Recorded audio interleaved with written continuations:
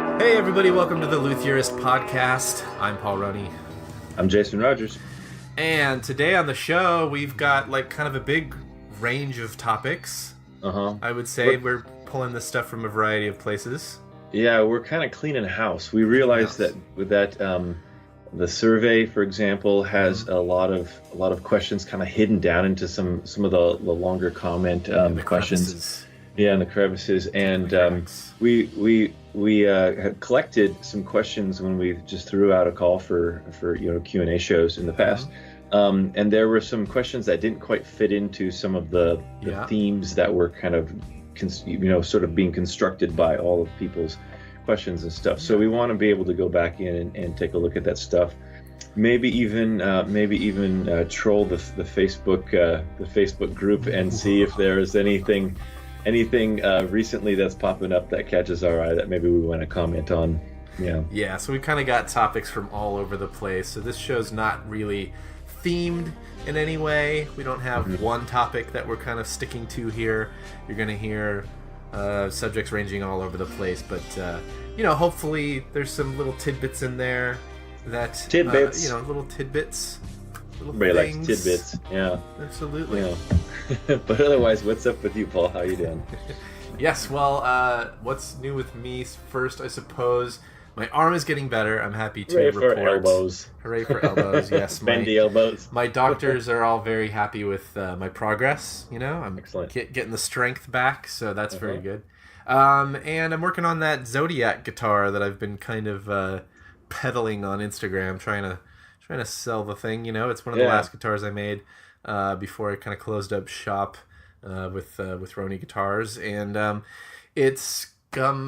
went to Ken at Roadhouse Pickups, got some pickups put in it. He wired it up for me and got it back, and so today I made a truss rod cover, and then tomorrow I'll finish profiling the nut, and then I can kind of put the old spit shine and setup and such on it. That should be about it. I think that's such a cool looking beast. It's such a a special and kind of curious animal there. The way that you put those pickups in there, was that the original, like the way that they're angled like that? Is that the original way that you had planned for that in that pick guard? Well, it's obviously the way that I designed it. I planned for it. Yeah, but the original Zodiac, the Miazzi Zodiac from the 60s had trapezoidal pickups, right? So kind of the similar shape, but they were much smaller, and they were both set the same direction. Oh, okay. Right? They kind of almost looked like, if you could imagine, almost like a TV Jones looking pickup, but trapezoid shaped. If that makes sense. Maybe something kind of like that. So yeah, that's what those looked like. And then when I was kind of doing my redesign on it, I was just working off of pictures from the internet, and then I kind of do what I always do, which is to kind of trace something and then throw the tracing part of it aside and stare at it for months and kind of tweak it here and there, a little bit everywhere until the proportions look more correct to me. Yeah. Kind of perfect it to my eye, I guess, if that makes sense. So that's kind of how I do it. And so the pickups kind of became part of that. I just sort of I knew I wanted to go with a bigger pickup because I wanted to kind of fit Jazzmaster style pickups in it at first, which is not what ended up in this one, but that's a whole other thing. And then just reversing that bridge pickup or was it the neck pickup? Anyway, reversing one of them, whichever one that was. I just kind of thought it looked cooler with the body shape and everything. So no, to me, it makes it look like it was originally intended, because you got this swoop of the body shape, and now those pickups almost follow kind of like if you were to swing a radius across the body. Right. It makes sense visually. I like that a lot. Yeah, it's cool. Exactly. Yeah, that's the idea. What about you, Jason? What's new with you? Well, I'm in the last 2 weeks before the Maryland show, which means that I'm in freak out mode because I've got. Why does that always happen that way? You've got stuff that you want to finish and you want to be able to show the public, and you're just like, damn it, I'm not done. But I have 3 guitars that I'm trying to get finished up, and these are the Iris models that have been sitting around for over a year waiting to get finished up. Last year when the when I prototyped the Alma at around this time, and was also kind of getting into like the freak out time of trying to get it finished for the show. The Almas, the three of them that I ended up building, kind of push everything to the side. But that's what you do when you have actual paying customers that want something. It's okay. But I went back to these three guitars, and the necks were blocked out. The bodies were in many cases complete, or most of the way complete. I've had to just get some components and just get everything pushed to the finish line. So I'll have a 6-string, a 7-string, and maybe an 8-string ready. But it's like everything's there. I just need to do a little bit of finishing work. I need to put some stuff together. It's all just the bringing all the components together at the end of the race kind of thing that I'm trying to do. So yeah, so I think they'll be cool. I think so too. I'm looking forward to seeing them. And so for people that don't know, the Merrillhurst show is coming up later this month. Can you kind of fill everybody in on the details of that? Maybe, maybe keen listeners nearby can show up. So it's shorthand, it's known as the Merrillhurst show because it happens at Merrillhurst University, which is on just south of the Portland metro area, in Lake Oswego, kind of on the border of Lake Oswego and West Lynn. It's on Highway 43. So if you take Highway 43 out of Portland going south, you'll eventually get to it. And it's a small liberal arts college, and it's been hosting this show for a long time. The longhand version is called the Northwest Handmade Musical Instrument Exhibit, and it's not a specifically guitar show. It is it's all sorts of things. So we've got violin makers, we've got a lot of classical and steel string guitar builders. But there are also some people who build some more traditional instruments. There's a shop out of Hillsboro that makes traditional Mexican and Latin American instruments. Gallery Hardwoods comes up there to do that. There's some tool builders, tool makers. It's amazing event. It is the last weekend of April, the 28th and the 29th. It's the coolest thing because I think they raised the prices on admission. I think it's $3 now. Oh boy, breaking the bank. And kids get in free. And it's there's these demo videos, demo concerts that are happening like every 15 to 20 minutes, like these little short concerts, mini concerts in another hall. Sometimes their luthiers are playing their own instruments. Sometimes they have some guest artists. I have a player coming in this year to play a guitar, but pretty much all the guitars are taken off the tables into the concert hall to be performed, and it's such a great little community of people. A lot of people show up. This is the 43rd year actually of this show, so it's cool to be part of this community and part of this show. And I meet a lot of people who are just wanting to see the eye candy. I meet a lot of people that are inspired hobby luthiers. I meet a lot of people that just want to know more about the instruments they love. Mm-hmm. So it's a cool event, and it's 2 days. It's 2 days. That's something that not all shows do. Sometimes Saturday and a Sunday, right? Saturday and Sunday. Yep. Yeah, that's this month, April 28 and 29. 28 yes. 29. Merrillhurst University. Merrillhurst University. Oregon. All right, cool. Well, hopefully we will see some Luthierist Podcast fans down there. And speaking of the Luthierist Podcast, right? That's a good transition, right? On with the show. On with the show.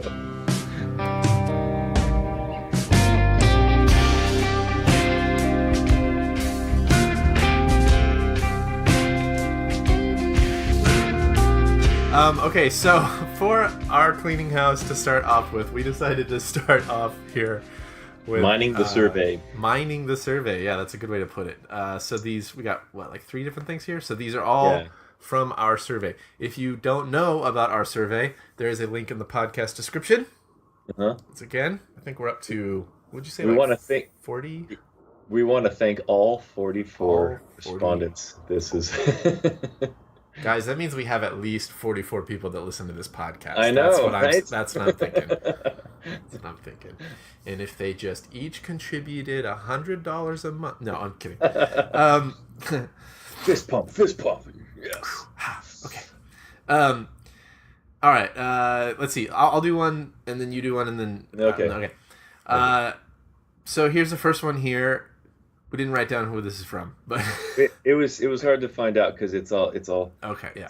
Sometimes it's anonymous. From the survey, so it's kind of anonymous. He says more info on getting going, finding wood, and what to practice on. So this is like a comment that somebody left that they thought this is the kind of thing that we should bring to the show. Is that a fair way to put that? I would say so. Yeah. Yeah. And I agree, and I think that we definitely will have more stuff going in that direction. One sort of field that we haven't really got into on the show a lot yet is contacting distributors. Mm-hmm.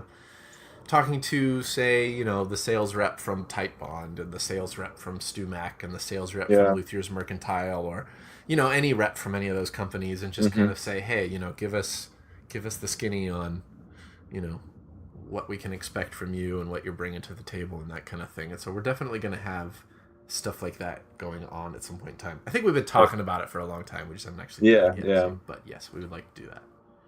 But getting to this question here, getting going, my mind went right to kind of two paths here. It's finding wood, what to practice on. So having been on forums for going on almost 20 years, and seeing a lot of people ask questions about how to get started, and talking about starting their first project and their first build, and being one of those people myself, it seems that there's kind of two paths that people take. One is that people start with a very specific project in mind, and they get very excited about shopping for the woods, for the perfect combination of woods to do that. And I remember doing that, and I've talked about this on the show before, that failed attempt at building a guitar on the back porch of my apartment, with a router and random hand tools, and I went to a couple wood stores. I went to locally here. We've got this cool place called Gilmer Hardwoods that's just got everything, and I bought alder body core and some quilted maple drop caps. It was beautiful. Spent about $100 there. Yeah. I went just across town, not too far, to a place in North Portland called Crosscut Hardwoods. That's more of just like a general lumber supply place, but Crosscut has a really, really wide range of woods of all different sizes and types. And I bought some cherry and some walnut there for the neck, and I was set. And so I this is the one path. It's buying the wood for a very, very specific project, and you plan on seeing that wood through that project. After that project didn't work for me, and I kind of end up getting sort of thrown to the wind in terms of being able to really focus on any one build or one project. Moving to a house, having to build a shop, and then eventually moving to another house and having to build a shop. While I was doing that, I started collecting wood, and I almost kind of accidentally fell upon this. In my neighborhood, a couple blocks from my neighborhood, there was a cabinet shop that had end cuts and reject pieces in just a big bin out back. And a friend who also enjoyed tinkering with wood and stuff tipped me off on that. And so we would go over there on a Friday night after work, and we'd just, load up, the front seat of the car with wood, and and so I started. I told myself, this is my stash. This is my wood stash, and I sorted things out so that here's some stuff that would work for necks, and I put it on one shelf, and this is some stuff that would work for bodies, and I put it on another shelf, and so I began more of a collection kind of path, and I'd used some of that wood. Some of that wood I found out that just like once it actually came time to building a guitar, it was not going to work with either dimension or just the quality or something like that. But if you like to frequent wood stores and you see a really good price on something, or maybe you're on Craigslist and you see that somebody's got some slabbed out wood from a tree that fell in their front yard or something like that. Bowling lane. Yeah. Consider buying some stuff and just stashing it away, because when it comes to like wood choice, really, as much as there are some people getting really high prices for instrument grade tone wood, really it's just been carefully selected. It's been carefully seasoned and dried, and so it's the kind of the processing of that wood that has made it high quality tone wood, AAA, and all this kind of stuff. But you can find perfectly good wood at your Home Depot, and as long as it's straight, as long as I don't know, maybe you want to let it sit in your shop for a little while to let it balance out or acclimate or something like that. But really, you don't have to go buy expensive wood to try your first instrument, and there's a very, very good chance that you're going to murder that first set of wood anyways. Yeah. So maybe get something that's middle of the road instead of the high super curly Bubinga kind of stuff like that. Yeah. Well, and I would actually say make 2 points there. One, just to say that when you're first starting out, sometimes the best wood that you can get is just the wood that you can get like for free or for super cheap. If you're just learning, learn on cheap stuff. There's no reason. Your first guitar is probably not going to be your best guitar, so don't make it with the best woods that you've got. Go ahead and and it's okay to cheap out. It's okay to make a guitar out of cheap wood just to practice. That's totally fine. And who knows, somebody might end up totally loving that guitar and playing it forever. It can happen. That's really an interesting thing about wood. And again, it's all in the eye of the beholder. Tone wood or something. So we've had Cindy Hewledge on the show before, right? She works at what's the shop she works? Carmine Street. Yeah. City. I just saw them post on Instagram this stash of wood. That's all these old beams, pine beams, that were from various buildings. Around New York. Yeah, old 100-year-old buildings in New York City that get torn down, and they go and they collect the beams. Yeah, and they're using those for guitars. So there's all this like historical mojo, and of course it's old growth wood, and it's been sitting in air drying for. And they're not just doing that. This is what's so cool about Cindy and Rick Kelly over at Carmine Street Guitars. They're not just making them out of old wood.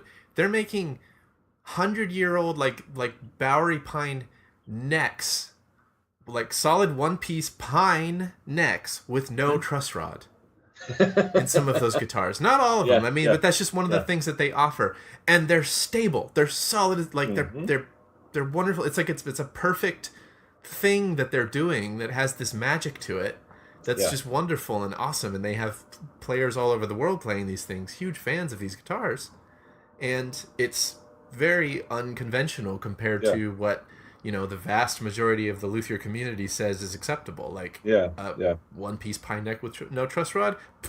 No, of course you can't. It's like, no, you can if you're Cindy and Rick, but I mean, and it's actually pretty damn cool. Yeah, it's very damn cool. Yeah. So it's what it is what you make out of it. Also being part of, the forums for a long time, a handful of forums have come up with, every now and again, these build challenges.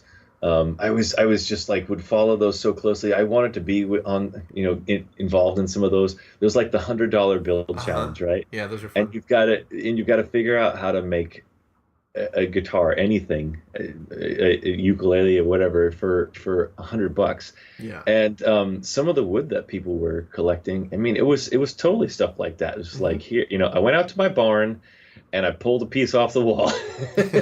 Yeah. And here it was. And it's just like, it works. It works.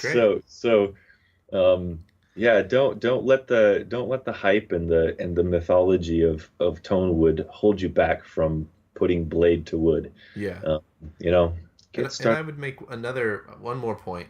You were wrapping it up, but I got more. Well, it's okay. I want to make the point that your tastes can also change. I know in my case this happened, and maybe it is just me, but I mean, I know for me, what I set out thinking were my ideal tone woods, the woods that I thought, like, this is how I like my guitars. This is what's going to be perfect for my guitars. I'm going to make every guitar out of these woods. That evolved and it changed over time.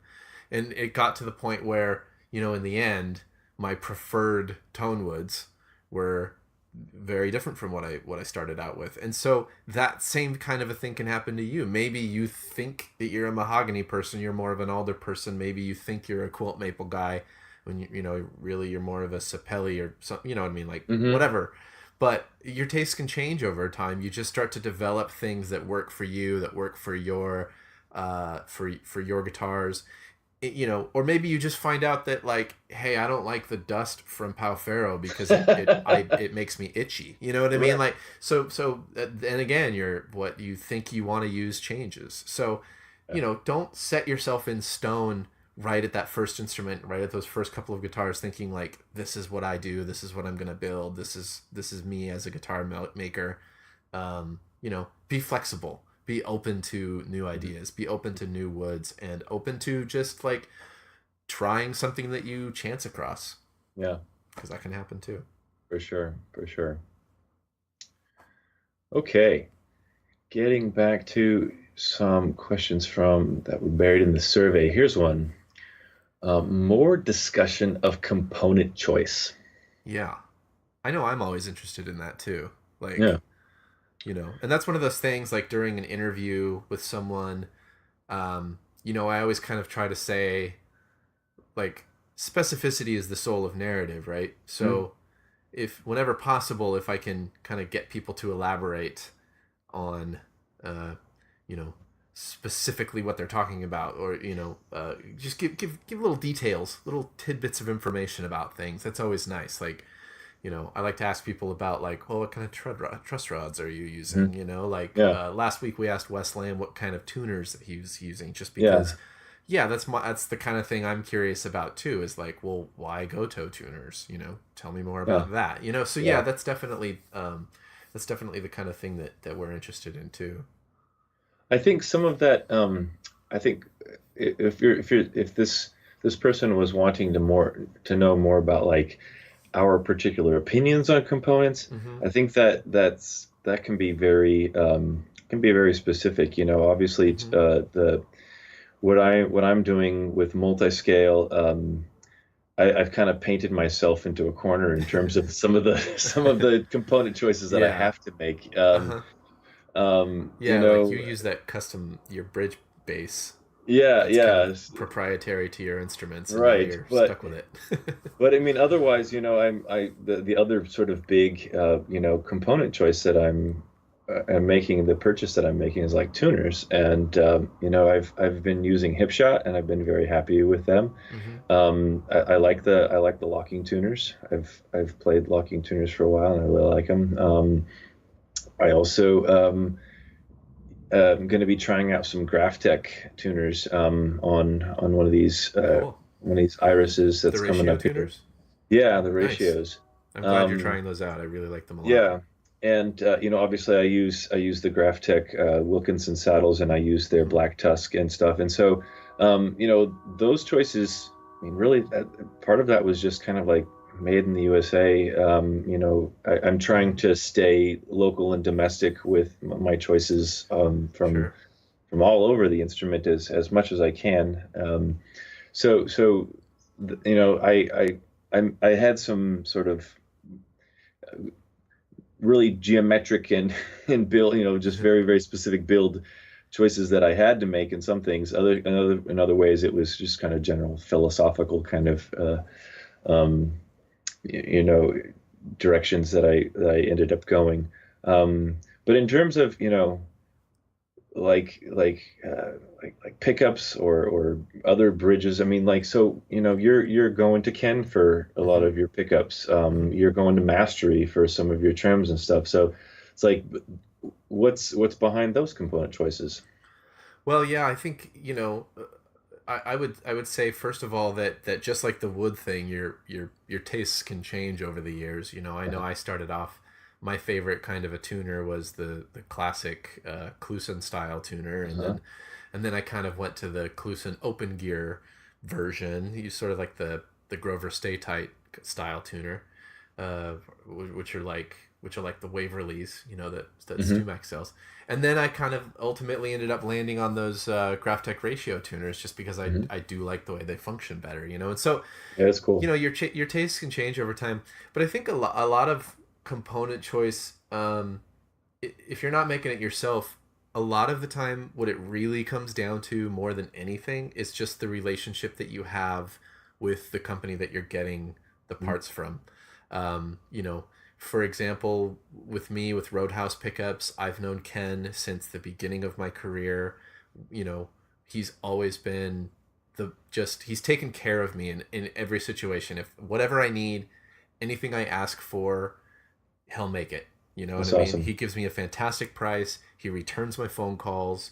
It's and Something that's to be said that's for that. yeah, that's really what it comes down to. And Mastery was really kind of the same thing. We formed a relationship. We text each other about non-guitar related things just because we're friends, and it just becomes this thing where it's the relationship that you build with these people.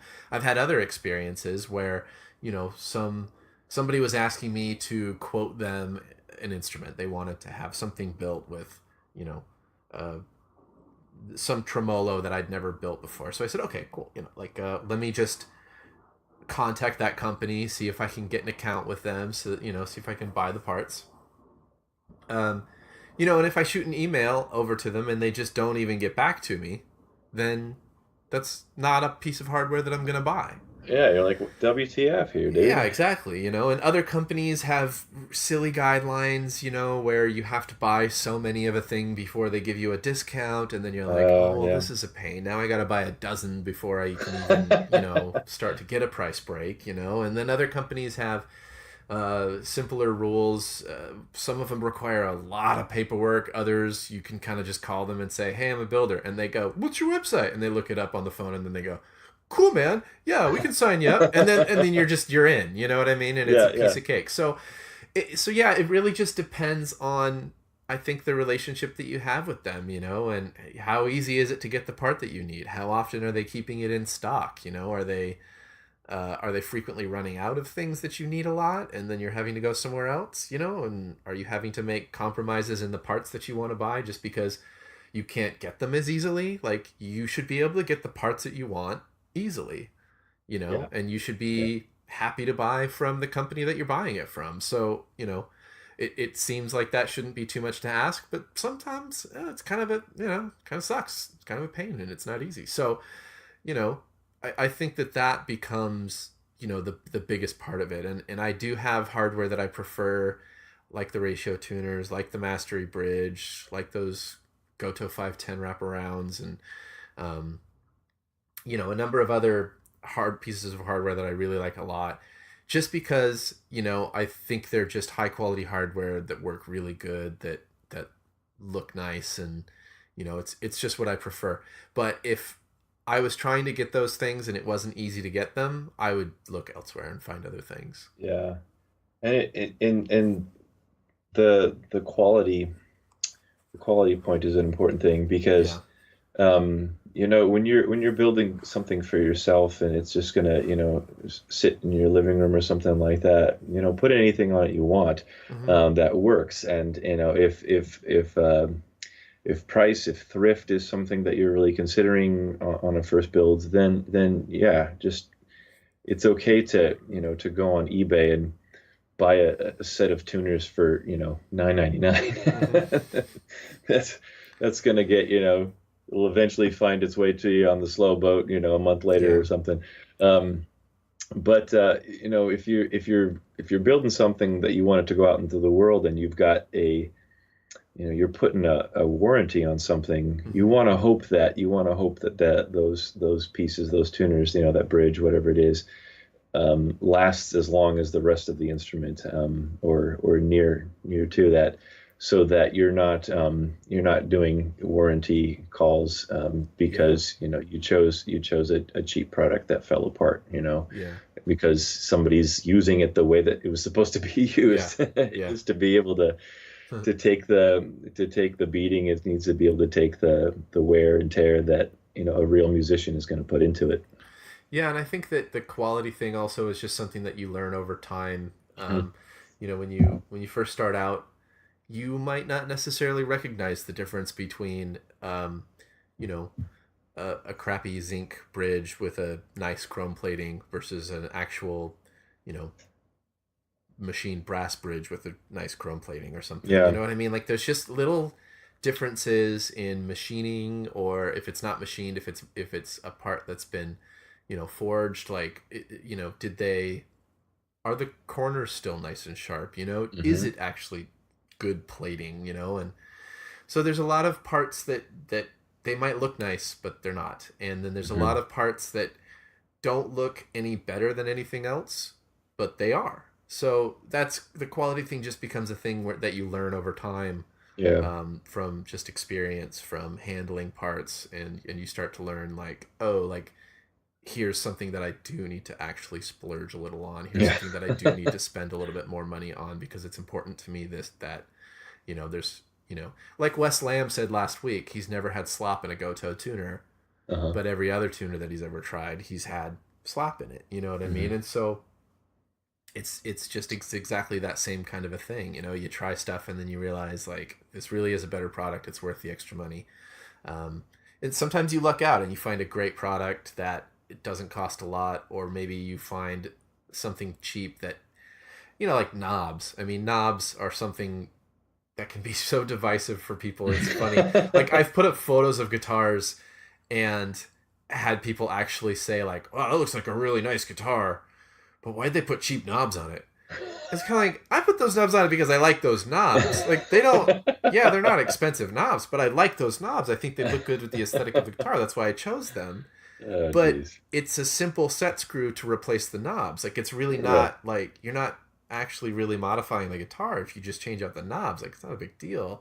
And if you think the knobs look cheap and you just want better knobs, I could put different knobs on it for you. It's like come down off the ceiling, folks. A really easy part there. You know what I mean? But like, some people actually have preferences when it comes to like the weight of a knob, or something like that. You know what I mean? So it can be all over the place, but I would say, don't have a single thing set in mind, and just try different things, and learn what's out there, and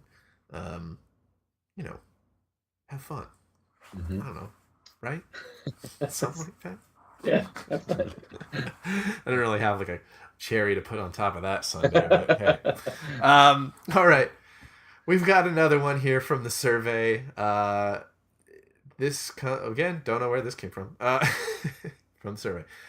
He says, more drinking episodes, winky face. I am always interested in hearing about builders' tooling, i.e. any custom jigs, fixtures, tools they had to create. Marketing is always a topic of interest for me. Would love to hear an episode on how smaller production builders monitor and control their wood's moisture content and facilitate climate control.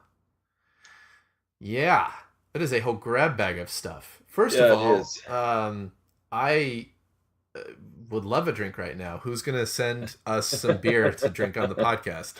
That's what I want to know. It's happened before. Yeah.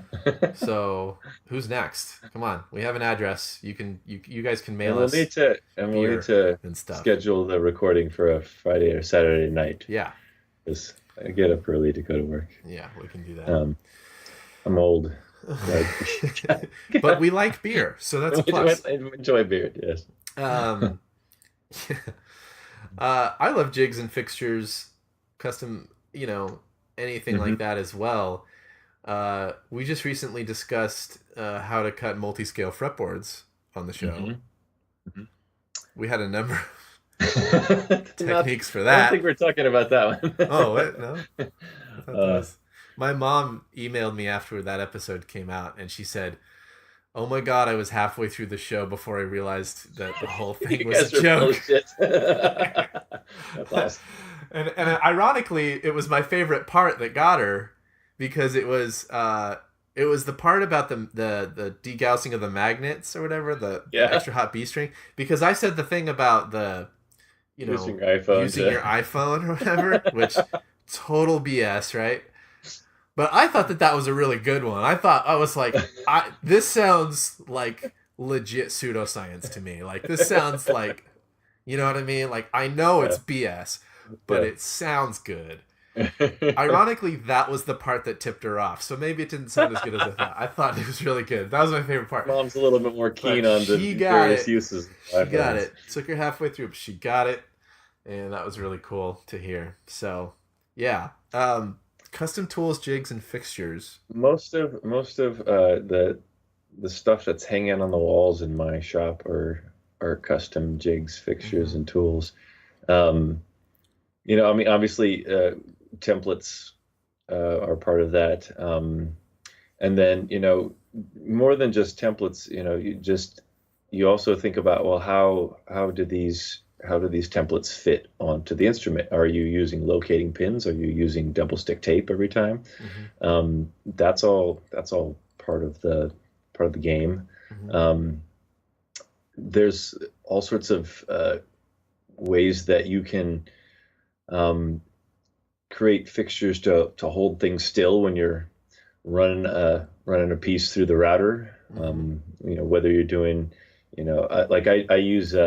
I just use a simple fence for plowing out carbon fiber rod slots and truss rod slots and stuff. But I've got something I've got very, very complicated little jig with toggle clamps on it for doing like a 30-second router process where I cut the little notch where the spoke wheel from the truss rod notches out the heel of the guitar. Oh yeah, for sure. But I think it's I don't know. I just go into it, when I come upon a process and I say, okay, I need to cut this, I need to slice this, I need to make this. How do I do that in a safe and repeatable way?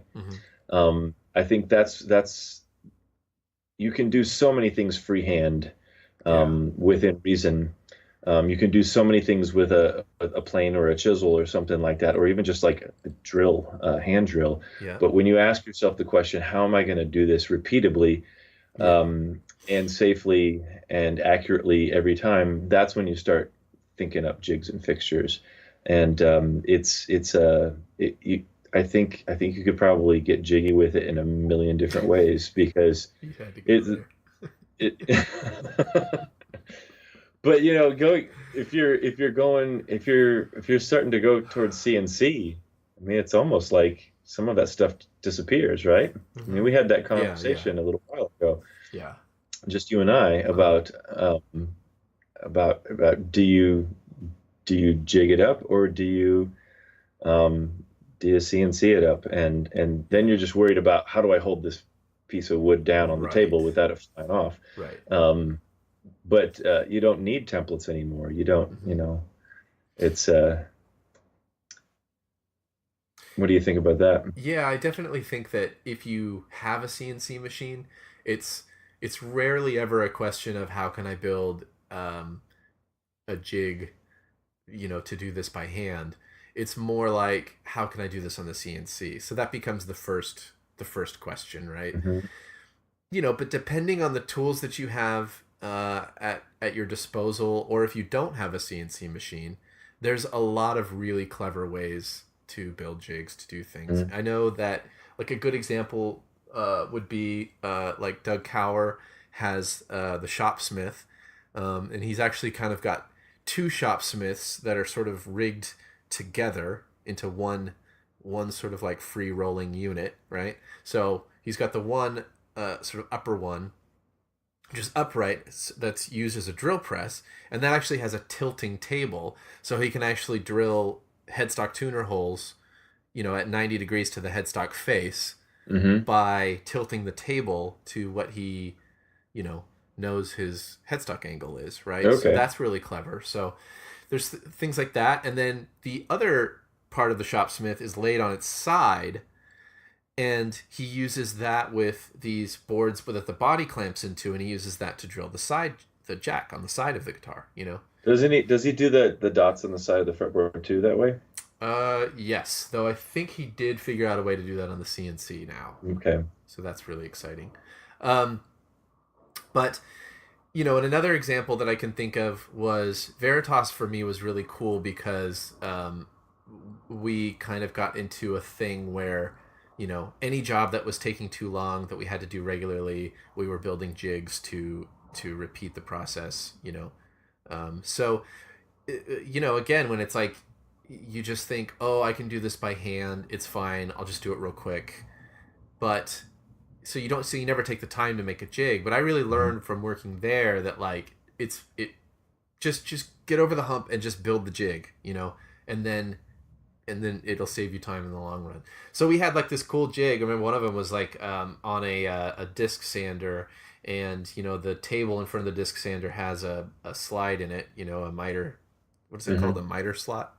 Yeah. Anyway, built this thing that you on one side of it you put a nut blank in, and then you can slide it in front of the disc, and then push on a handle, and it cuts the nut blank down to the right width. Oh, cool. Right, and then you can slide it back out, and you take the nut blank out, and then you put it on the next part of the jig. It's literally like just a space over, right?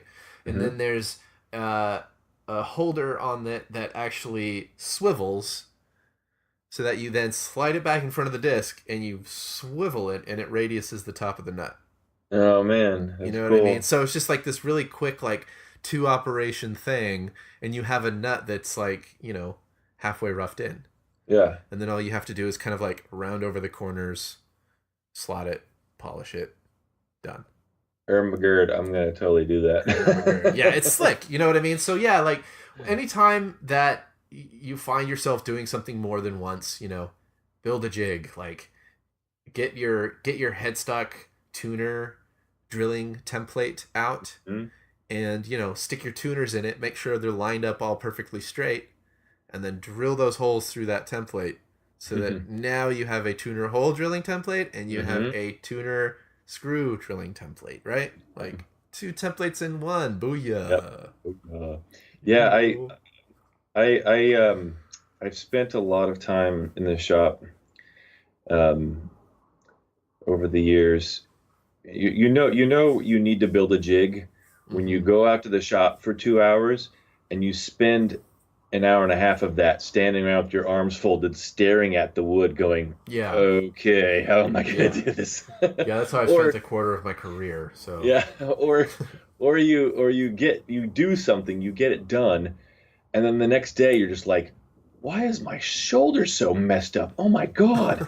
Because you realize that like whatever you're doing with whatever tool, whether it's chisel or a hand plane or something like that, you're like, oh my gosh, if I do this even 2 more times, I'm gonna just like have to replace my shoulder. I'm gonna have to, so you find that there are some processes probably in any woodworking that is just really, really tough on your body. The wear and tear on your hands, the wear and tear on your joints, the wear and tear on your body in an asymmetrical way. So you realize that all the muscles on the right side of your body, on your dominant side of your body, are sore, but not the other side. And now you got you tweaked back for like a week.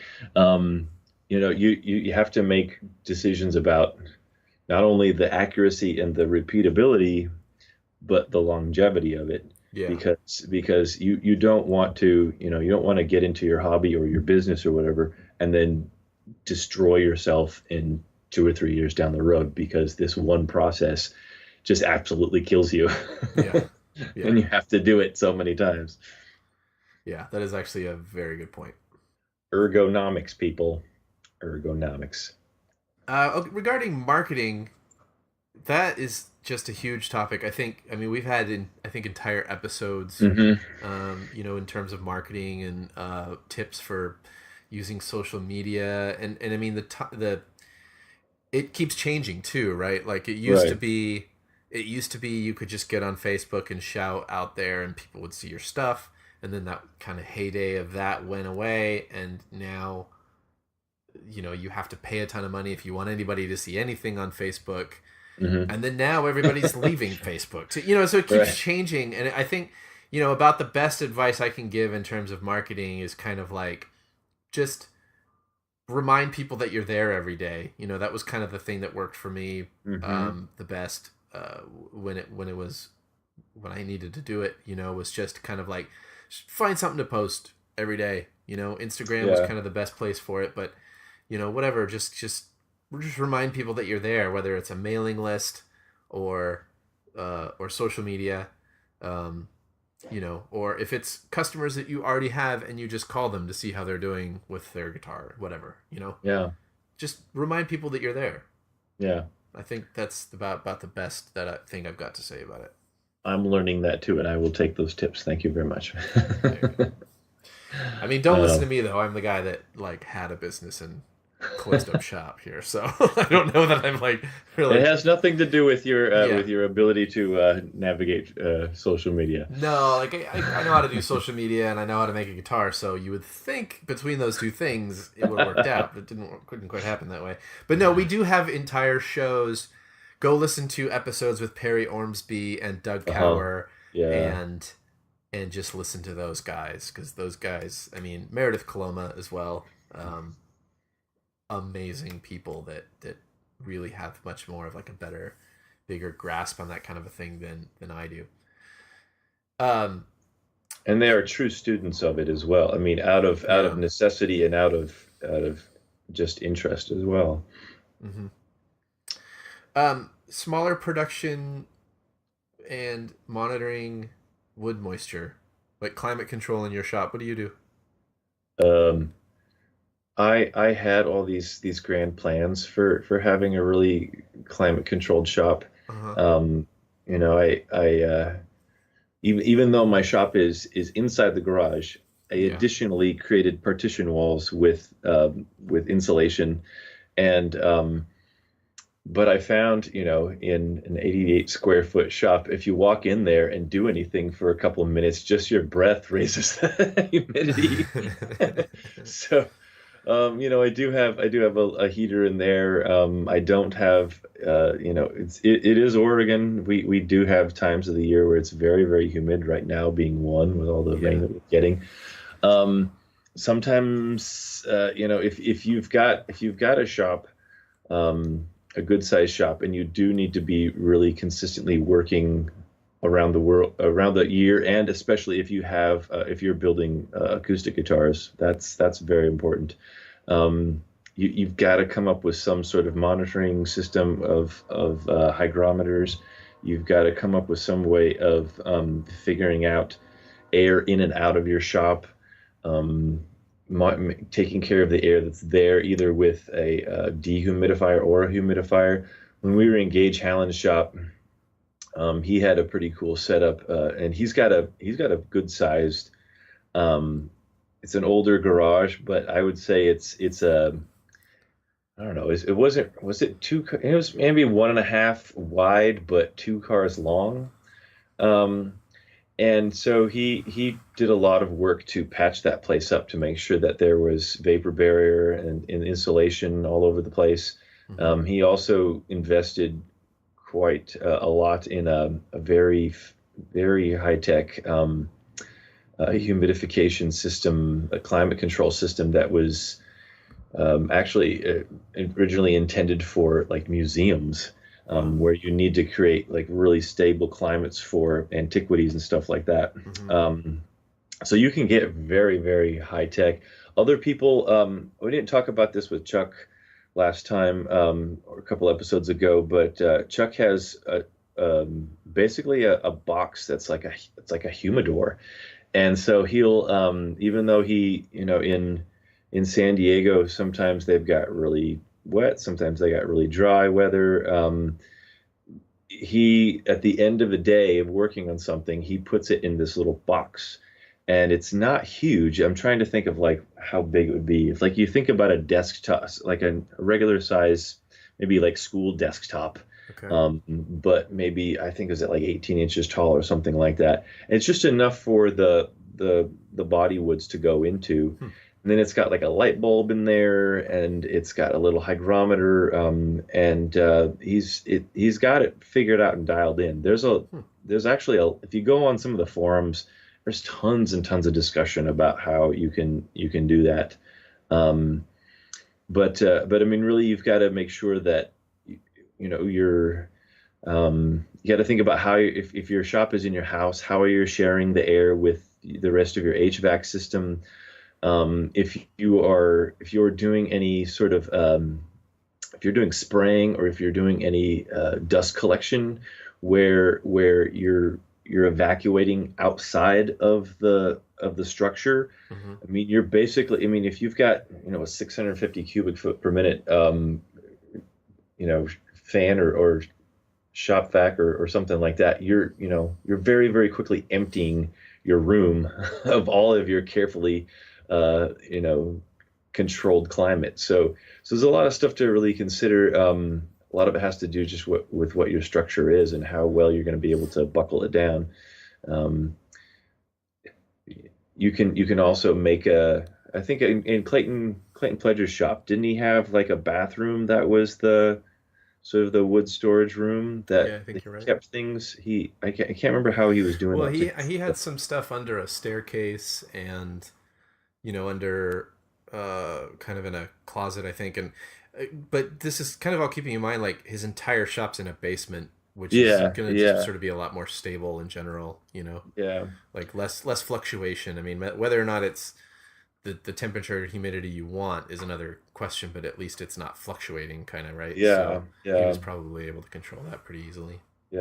And sometimes you just gotta like wait for the weather to get right, and as and especially when it comes to if you're doing solid body guitars, if you're doing 3/8 of an inch to a half of an inch cap on a 1.5 2-inch body or something like that, the climate would have to be pretty ridiculous in one direction or another for you to laminate a body together and have major problems with that.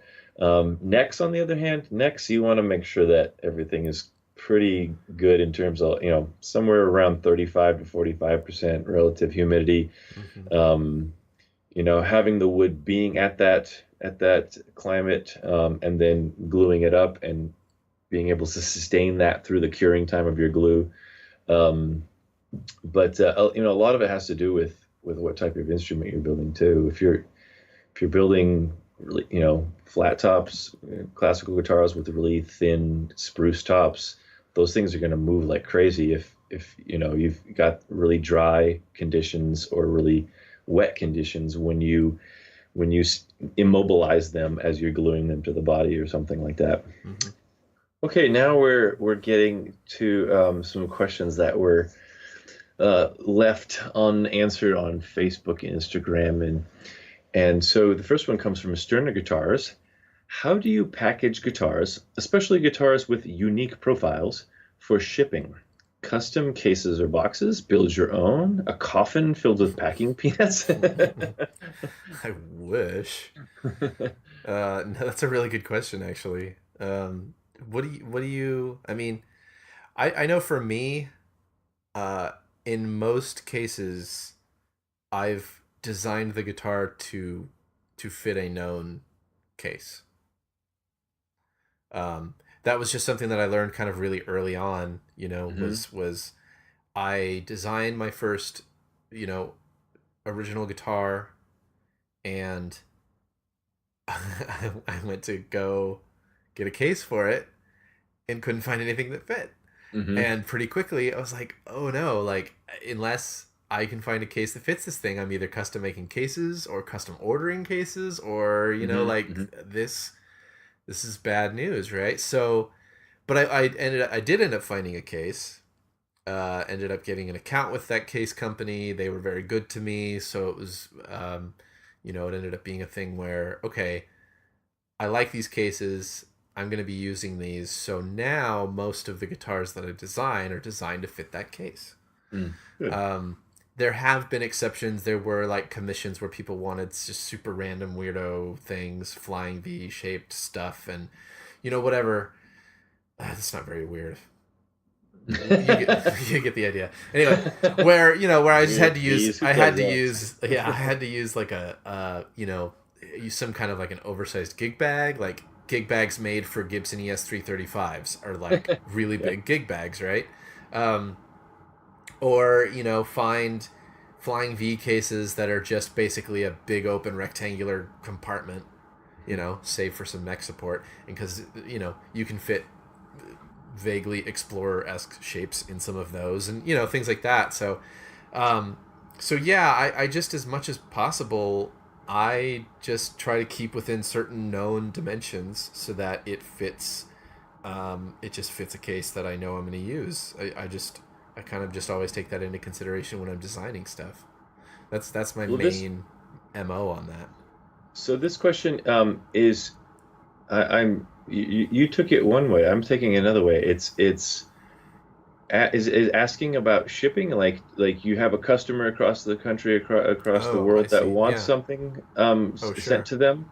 So I think probably starting with your answer here, and that is having a good fitting case is important, because if you're mailing something, you don't want it sloshing around in there, right? But then yes, for unique profiles, you might need to get custom case. You might need to get a gig bag that kind of just generally fits things of that size nature. When it comes to like stick it in a box though and slapping a label on it, what do you do for that? Do you have any special tricks with that? No, I don't. I mean, they sell the generic uline.com sells the just electric guitar shipping box, and I usually just use that. And the cases that I usually like to use generally fit in those boxes with a little, just throw a little extra bubble wrap on whatever end. But I really mostly just don't like to ship in anything but a hard shell case.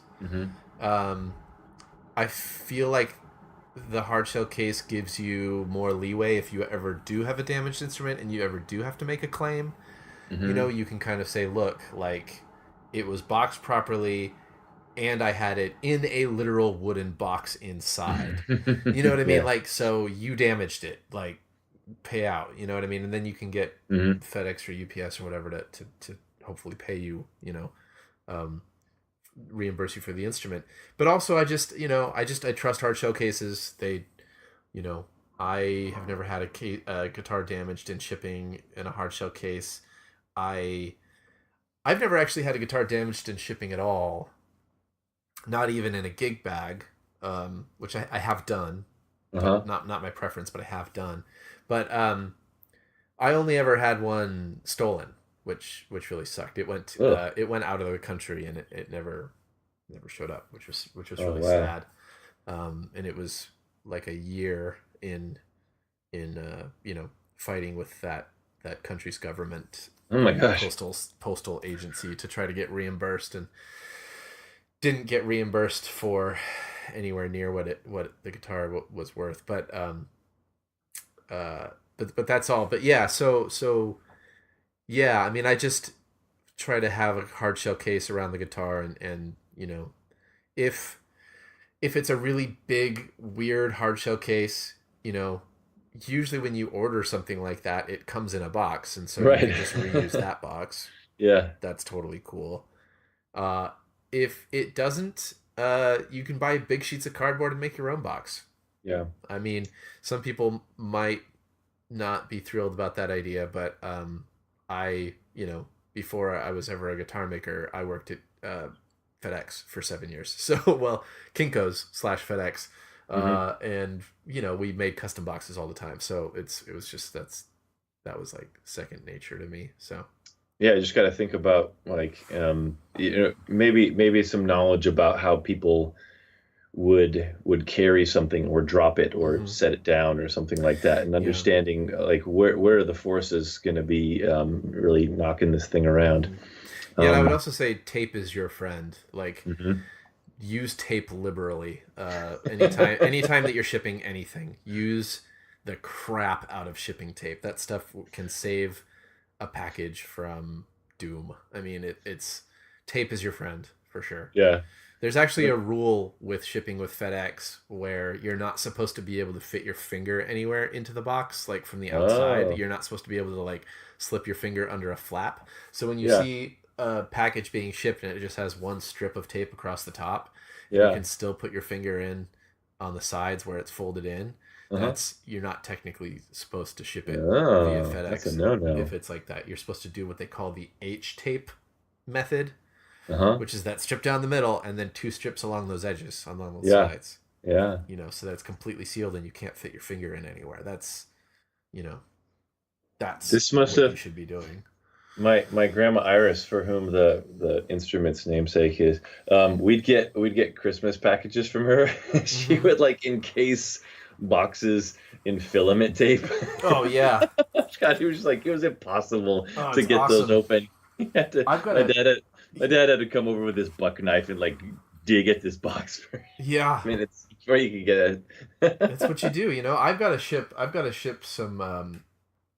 I've got a spare motorcycle seat that I don't need, and I'm gonna ship it, and I just literally have a large piece of cardboard. So I'm basically just going to roll it in the cardboard, fold in the sides, and then engulf the entire thing in tape. And I am totally confident it'll be fine. Yeah. But tape, use tape. Tape is your friend. Get good tape and use the shit out of it.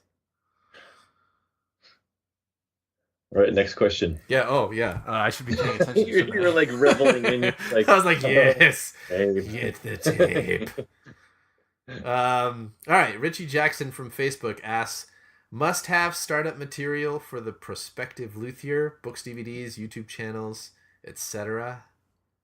Must-have. Ooh. How about this? Let's hit one of the next questions. Put it all in one. The same stone here, because down our list here, Kevin Proper from email asks, "What is the name of the book you talk about on the podcast with Chuck Tweedy?"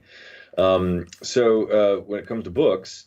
The very first book that I got was the Make an Archtop Guitar by Robert Benedetto, and that has some really great just process and talk about design and stuff, but also the tools that he shows in there, and it's a pretty basic shop setup with hand tools and with routers and with drill press and stuff and bandsaw and stuff like that.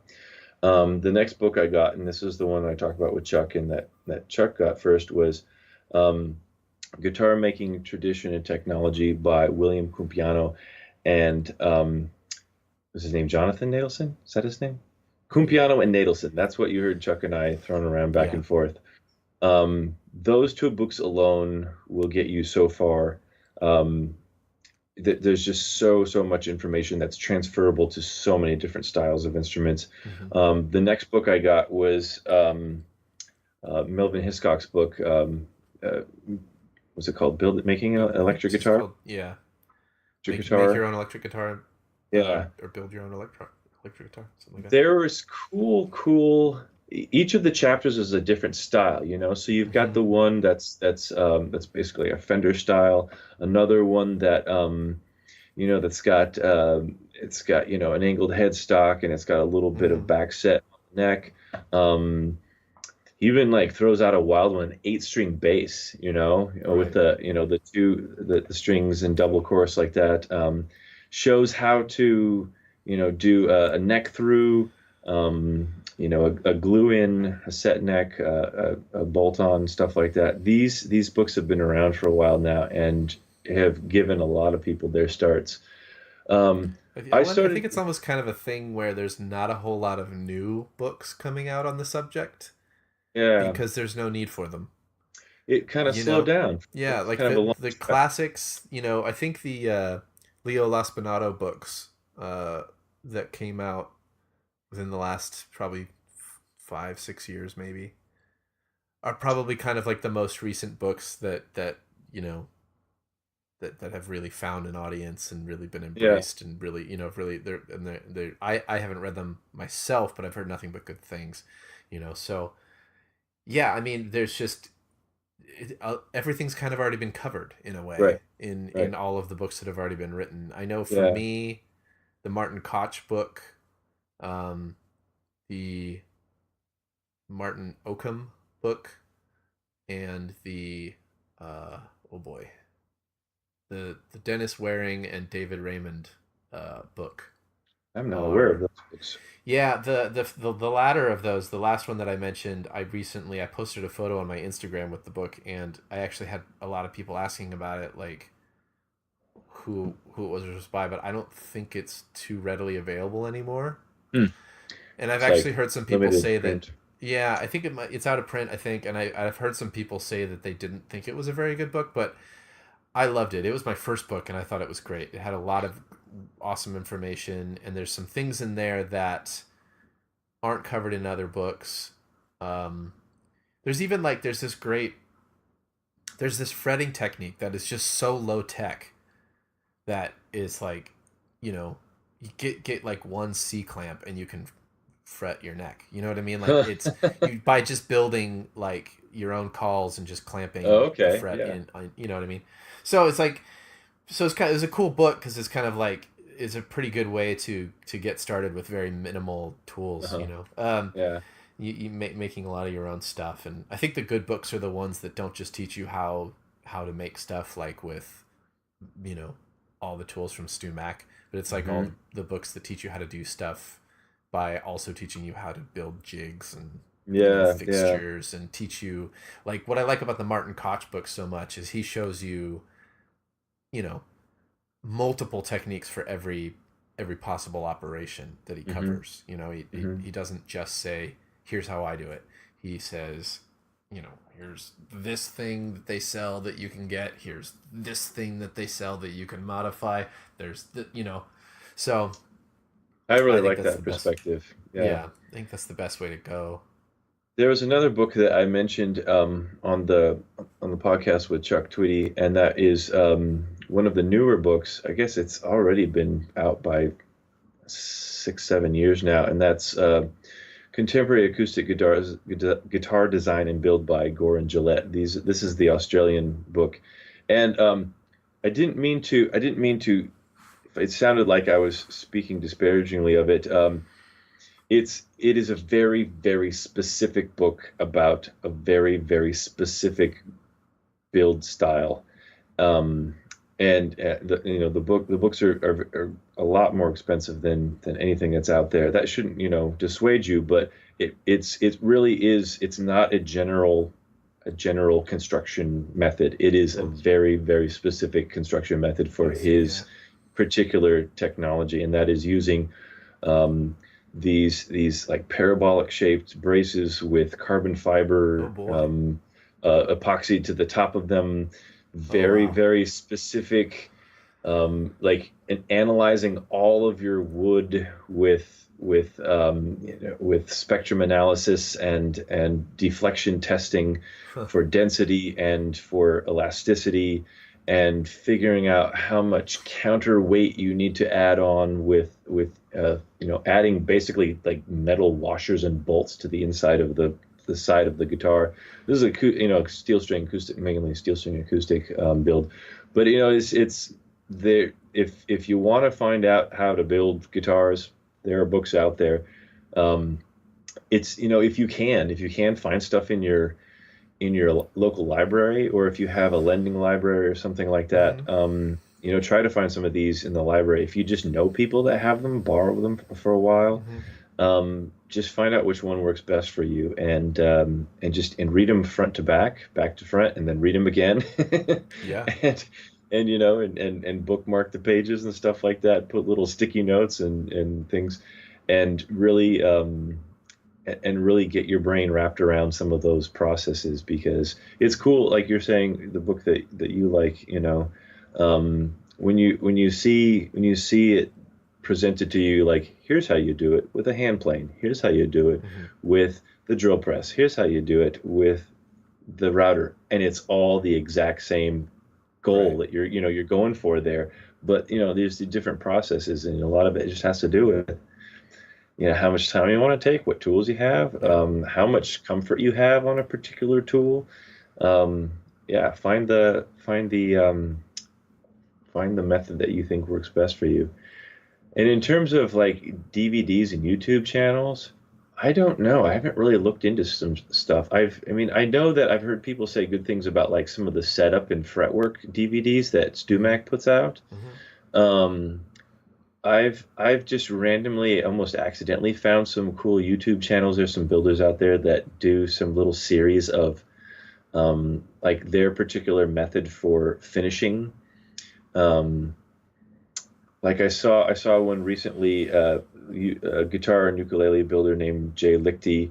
He was doing a whole it was like an hour-long YouTube video about doing waterborne finishes. Oh, cool. And it was very, very thorough. He does like an epoxy pour fill, and he does he shows how to spray it and everything, and it's all very cool. I can't remember this guy's name now. He's showing how to do one of those I'm forgetting the name of it. That name of that finish that John showed us, that where the dark pours and the color over the top. Oh. No, what's it called? Oh, he's gonna text me. He's gonna say it's this. Oh, jeez. The one that we had to issue a correction for. Yes. Oh my God, I can't. Anyways, I saw a YouTube where this guy showed how to do it. Like, you pour fill with like an acrylic, and then you like sand it back, and then you dye over the top of it with a different color.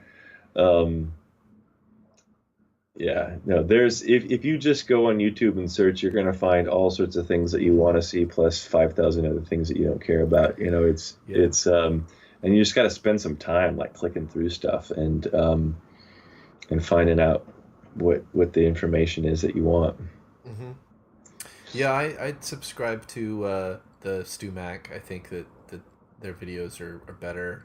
Just production quality on those is good, as opposed to some of the other guys out there where, camera angles might not be that great, and, the just general presentation of it maybe isn't quite as nice. Yeah.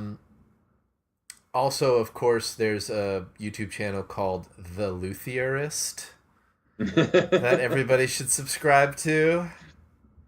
They don't post that often, but you should definitely check that out for reasons. But no, yeah, I think also the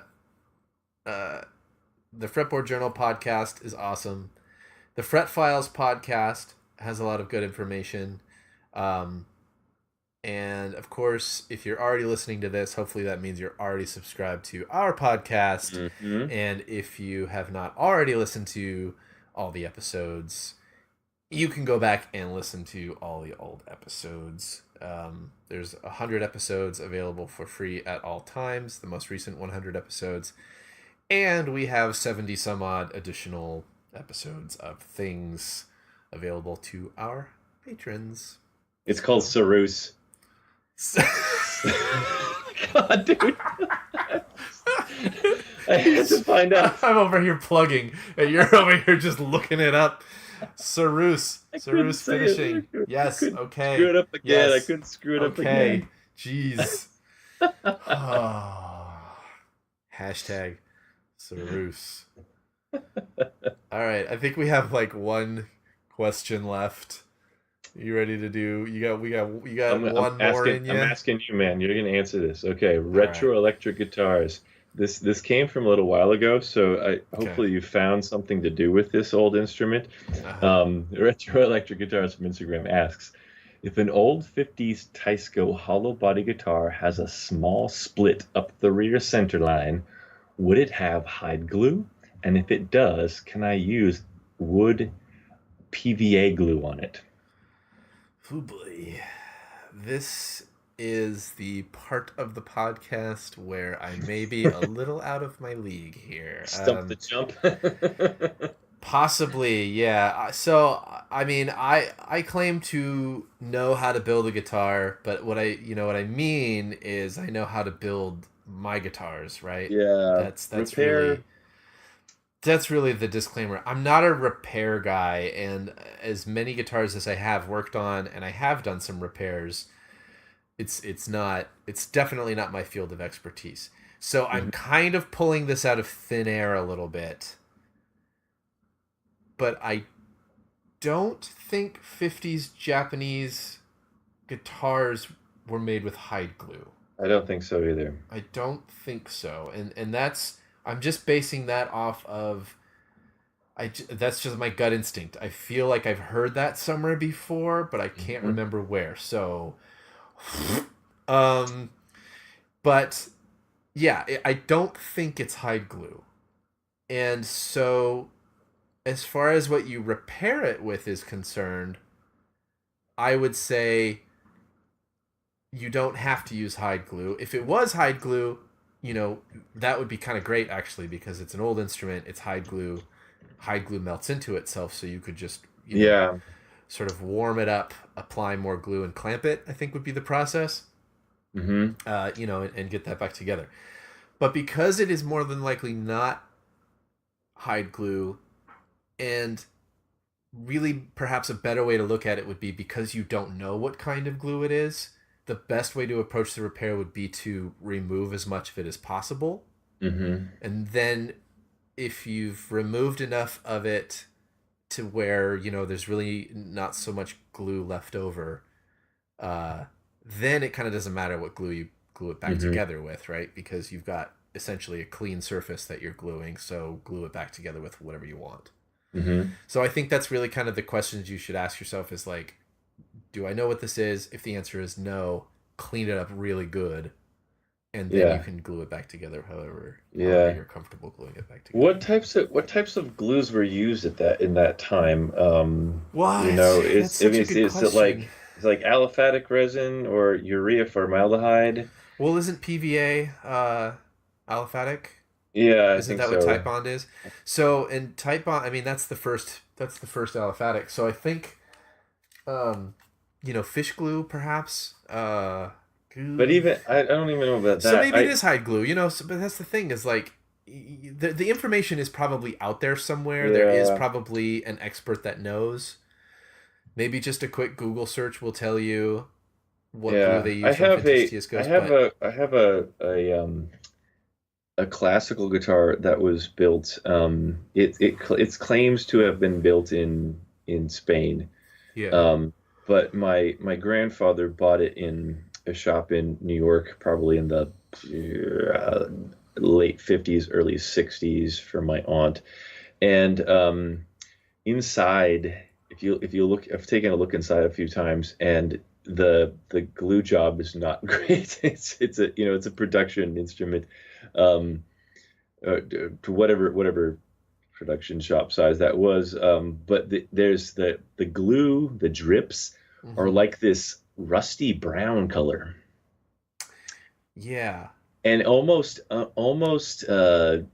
when if you get it, I've gotten there a couple times and like tried to poke at it and scrape at it, and it's almost like old foam.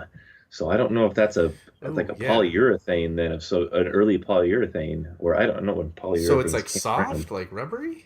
No, it's not soft. It's like crystally, rusty looking brown drips. Oh. It's I would almost guess that maybe is hide glue then. I don't know. Because hide glue kind of crystallizes. I've seen one test of glue type by taking a piece of it and burning it.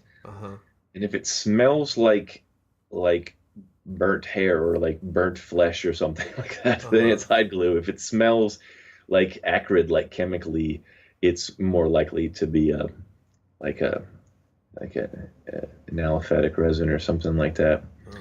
So I don't know if you've got enough retroelectric, if you have enough like stuff that you can crust it, scrape out of there. But probably Paul's suggestion is the best. Get it cleaned up and then glue it together with anything. Yeah. I think in most cases I would take that technique anyway. Yeah. And if it's not too crusty, squeeze that crack together and wick some thin super glue in there, depending on. Might work. Yeah, for sure. Yeah, I mean, I think a clean glue joint is always going to be the best glue joint. So I mean, it's probably going to be as a hollow body guitar. I read this the first time and I thought it was maybe like a solid body guitar, and I was thinking like if it's a solid body guitar and it's split at the glue joint, if it's the glue joint that's failing, we'll just break it the rest of the way. Like, you know what I mean? Like pull it back open and then you have full access to like clean it up, right? Judo chop. Yeah. Judo chop it, obviously.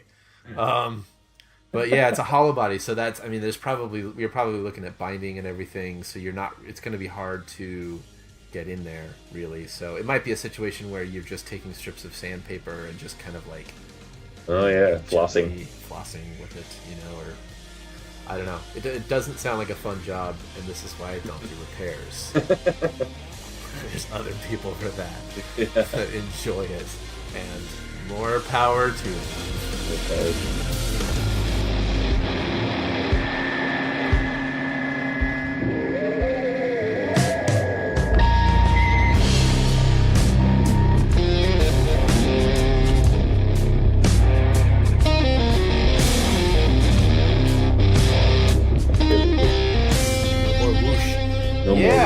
We did it. So, house cleaned. House cleaned up. It is spotless and shiny, hopefully. Which means that you can go out there and fill our inbox with more questions. You can go and fill out the survey and tell us more about who you are, and put your comments in there, and then we'll have all sorts of great fodder for the next Q&A show. Yeah. I would say that we have not been getting nearly enough emails lately, and it makes me sad. Yeah, you guys. So, quit making me sad. Send us some emails. Pretty, please. Anytime. All right. Thank you for listening to the Luthierist Podcast. Okay, bye. Bye.